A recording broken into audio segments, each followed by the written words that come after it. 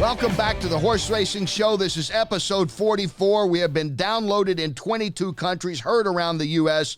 We're at 93.9 The Ville in Louisville, iTunes, Google Play, YouTube, and now on Stitcher. And one of the reasons, guests like this. He's been a great friend for many years, a two-time Kentucky Derby winning trainer, Preakness winning trainer, five-time Breeders' Cup winning trainer, a man who has perspective on life and horse racing. He is trainer Doug O'Neill, somewhere out there on the roads of Southern California. Doug, welcome back.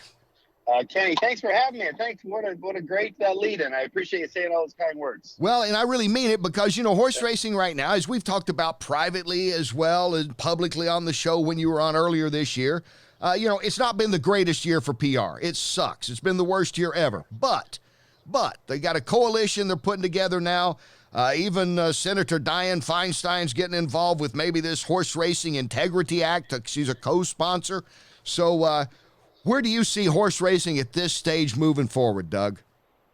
Well, we definitely need some leadership. So, there's so many of us that are absolutely so proud of what we do. We love what we do. And, I don't think there's any greater relationship between human and animal than horse and human. So, it's something that we just had we've had a lot of people, I think, kind of sleeping behind the wheel, and hopefully it does sound like management's starting to wake up. And I love, like you said, I heard about this new coalition that they're assembling that involves New York, California, Kentucky, I think all the Stronach tracks. So that's exciting because we really all need to be pulling the same way, and we need to be out there and really be telling people why, if you don't know much about horse racing, you should check it out and see for yourself. Maybe it's not for everybody. Football is not for everybody, but right. If you give it a chance and you love horses and you love competition and you love to see man and horse or woman and horse exercise together to get ready to compete, it's a great sport. The one thing I tell people when they ask me, and these are friends from MMA, boxing world, not necessarily horse racing fans, they follow it a little bit. They know Doug O'Neill, though, by the way. They know a Kentucky Derby winning trainer. Right. That's right. I owe money. Tell them the check's in the mail. Check's in the mail. That's it, because, they said, hey, you interviewed Doug O'Neill. I said, not once, but twice. I'll have another, and Nyquist, I was there. Yes, that was awesome. It was. But you know what I tell them? I say, if you could ever go back to the barn one day, like how many people do you have working in the Doug O'Neill barn, roughly? Oh, man. We probably have about 60 employees. Yeah. And as much as I love my dog I have at home, I'm not with my dog is, even a tenth as what I am with the horses. So, we're with the horses 24/7. And, some of these men and women, they have PhDs in horse care. They've been doing it their whole lives, and they're amazing. And, horses communicate with us non-verbally, of course, but that's why there's been so much amazing results in equine therapy, because horses are basically mirrors of ourselves. If you give a horse love and confidence, they give you love and confidence. If you give them some grief and you're not patient with them, they're going to give you that right back. So they're amazing animals, and if people take a chance to really check them out and learn more about them, they're going to be wowed by them. Well, and that's what I try to get across to people. Believe me, nobody wants a horse to die. I don't want a little dog. Nobody. Animal death is just tough. And having covered it on the track and reported it for NBC over the years, it's the toughest thing I've ever done, reporting anything of, a dozen or so sports I've covered. But having said all that, like you said, the 60 or so people working at your barn, and then you go over to any of the other barns that are there along the back stretch at any track. And the big name trainers, like O'Neill and Pletcher and Brown and Baffert, they've got these kind of employees. And there's a lot of people, this is a livelihood. They don't want their livelihood to go away. They certainly don't want the animals hurt. And from a business standpoint, the racetracks, they don't want people to think this is a brutal sport, because they want you to come and spend their money. So you can look at it compassionately or from a business standpoint, and it's a very crucial time for racing. 100% correct, Kenny. And a lot of that has just been the lack of leadership. Our silence has just been, killing us. And instead, you've got the small little group, the animal extremists that are calling for, to get rid of horse racing altogether, and they're not thinking about the human costs and the human element going on here. But like you said, are there accidental fatalities? Of course, and they're in every walk of life, whether you're a horse, a human, a dog, a cat, whatever, anything that's living is going to die. And the one thing I can tell you with certainty in horse racing is 100% of the time that it's to try to have the horse in top peak condition. I mean, it's all about love. And is there accidental fatalities from time to time? Yes. And that's where, we need to kind of show the whole picture. And are there 21 military veterans that commit suicide every day? Yeah, which is horrific. And we need to talk about that. I mean, we need to really talk about what we're all about and why we're doing this, and the fact that there's no abuse going on. So it's just a matter of, I think we need some leadership to lead this great sport. And it sure sounds like we're starting to get a little of that today, listening to that coalition out of Kentucky there. And Doug O'Neill is our guest right now, two-time winning trainer of the Derby, Breeders' Cup winner, one of the great guys in the sport, and a guy that has taken a stand and has been vocal.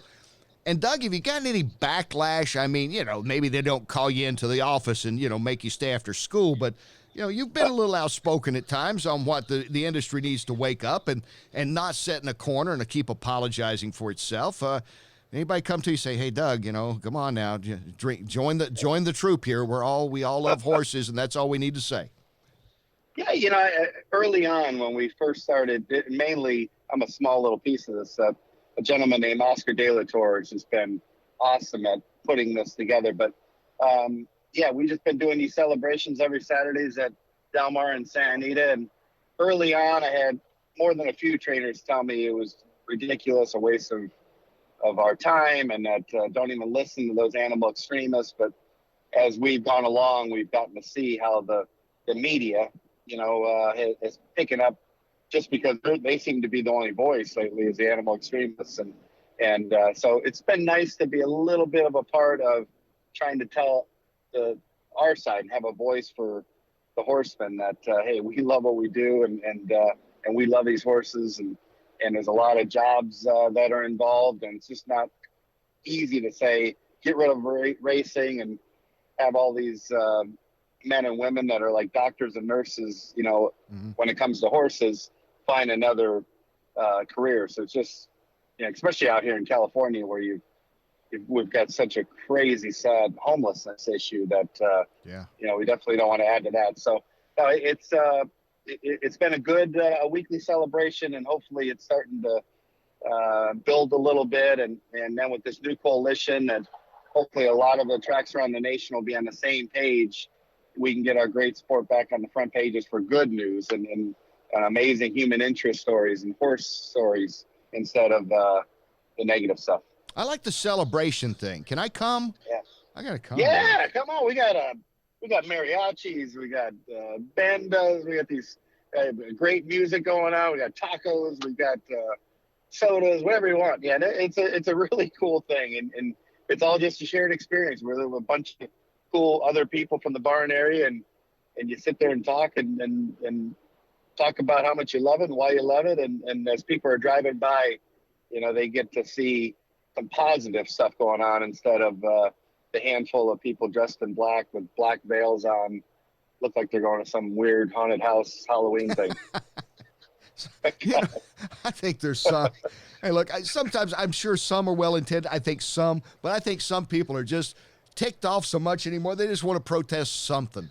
And horse racing has been an easy target, Amen. Believe me, a lot of them have no idea what they're. Some lady was holding up a picture of a cow with a broken leg, and it was like, that's not even a horse. And so no, you're right. It's just, some of them are just uneducated, angry people that obviously have enough resources that they can just spend the day protesting something they don't know anything about. And but what can you do? It's the beauty of America. They have the right to free speech. They could do what they want. But at the same time, we need to get our voice out there. And if you've got that 60% or 70% movable middle that just don't know what to believe, Right. hopefully they can hear our story and come, like you said, come to the barn area and see how these horses are loved on, and they got medical care, dental care, new shoes every month. They're pampered, and you look at all the wild horses out there. I think they say the majority of them don't even live to the first year of life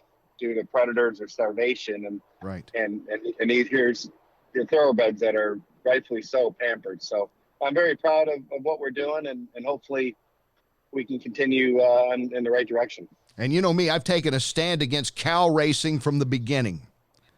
Yes. I said, we don't need to be racing these cows, just enjoy the milk. Yeah. Why buy the cow when you can get the milk? I don't know. Wait a second. We're here all week. Tip your waiter and waitress. Two drink minimum. We'll be back stay with us. We're going to be right back with more of the one and only Doug O'Neill right here on the Horse Racing Show.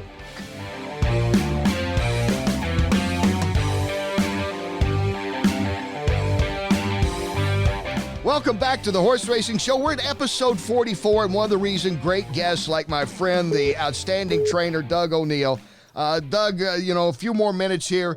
First off, by the way, congratulations again tying your own mark at Del Mar this year with 5 wins and a 7-race card.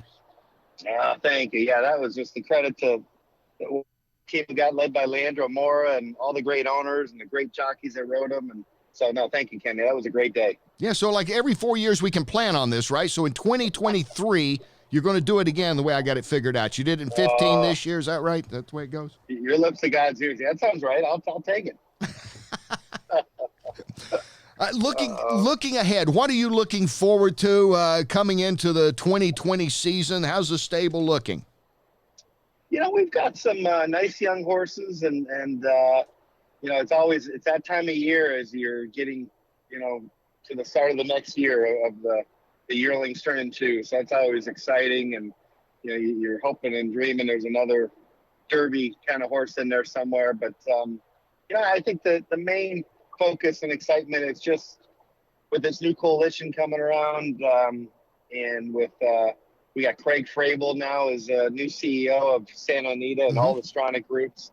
Just feel like some good positive momentum, and looking forward to hopefully being back on your show in a few months and just saying, man, we could look back and say, ooh, there was a dark tunnel we went through there, but we popped out of it, and racing is doing really well. So I'm optimistic for that.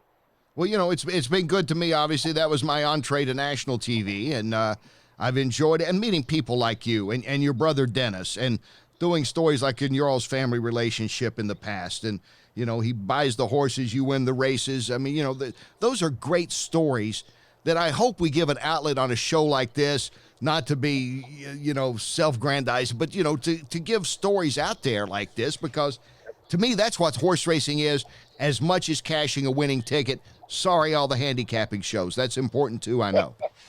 No, I agree. And the jockeys and the exercise riders and the grooms and hot walkers. There are so many cool human interest stories, and I agree. And as the sports gets back going strong again, would love to be part of sharing some of those amazing stories that are real inspirational, both from horses that have made it through some crazy stuff and ended up in the right side, and humans as well. So it's a lot of great stuff.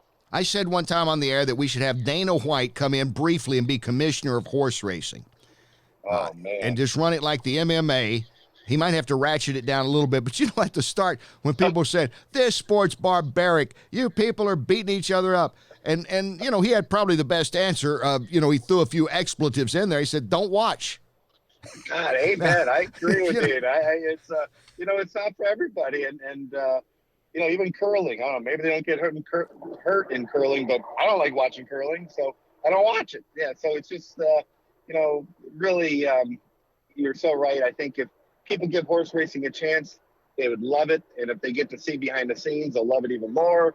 But if they don't, all respect to them, but there's no reason, for them to bash something they don't know much about. So I No, agree with Dana. and that's what I always loved about you. You know, you make statements, you take stands. Obviously, pro horse race. It's your life. I mean, you don't want a horse to go down. Hey, there's Doug O'Neill's horse. It went down. Well, there's one more trainer. You know, you've lost a horse. Your owner's lost a horse. The people at the barn are upset. Nobody's happy about this. There's no rejoicing. And sometimes I think the anti-horse racing people are almost portraying it as like this is like the roller ball, you know, like the old James Caan, not the remake, the James Caan one, you know, where it's just like bloodthirst sport out there. And that's what I wish horse racing would stand up and kind of throw a couple punches back and say, don't be ridiculous. We got a problem, but let's look at the problem and don't judge everything with some blanket statement that nobody cares. Well, amen. And I thought Donna Brothers did a wonderful op-ed the other day on it. And, here we are loving on the horses, and when there's an accidental fatality, it's like they jump on that, and there they are, okay with killing thousands of healthy dogs and cats under the humane that it's humane. They don't want them to be in a cage. And it's like, God, something. Again, I don't want to judge that, but it's hard to stomach them throwing arrows at us when they're intentionally euthanizing healthy dogs and cats that they deem are in poor cities or in areas that don't have proper health care or something, or proper veterinarian care. So just don't understand it. But again, I just, all I can tell you is I'm so proud of what we do. And I know I've been in the game, 33, 35 years, and I've never seen one bit of abuse in the barn areas I've been in. So it's just, it's a great sport. These are amazing horses, and with a lot of amazing men and women that have chosen this as their career and put a lot of blood, sweat, and tears in it every day. And I just hate to see, like you say, getting punched in the nose for no reason. As a native of Dearborn, Michigan, did you ever make it out to, was the old DRC still around when you were a kid? Because when I was a kid, I actually went to the Detroit race course. Oh, man. Yeah, my dad, he had to be 14, so I had to sneak in a little bit when I was a kid. But Hazel Park, too. Hazel Park, I've been there, yeah. I think my mom and dad's first date, my mom doesn't like telling the story, but my dad's first date was taking my mom to DRC. So it's kind of in the O'Neill blood that, this is our 5-star Ritz as any racetrack around. I love those racetracks. Like I remember the old Latonia before it became Turfway, and some of the tracks. I remember Hazel Park and all. I mean, I love those old tracks. Me too. They just reek of history. I know sometimes the newly renovated ones lose a little bit of that, but again, any racetrack is a beautiful thing. I just to see again the human athlete on top of the equine athlete, and to be working into, a competition, and then to finally see him compete against others, it's awesome. It's just a beautiful thing. Well, Doug, I thank you for your time. I'm always busy, I know, man, but you always make time for us, and we will definitely have you back on and, have a big Christmas and Thanksgiving and continued success on the track. You got it, Kenny. Thanks, and keep up the great work. Thanks for having me. Hey, anytime. Thank you. Doug O'Neill with us on the Horse Racing Show. More coming up. Stay with us.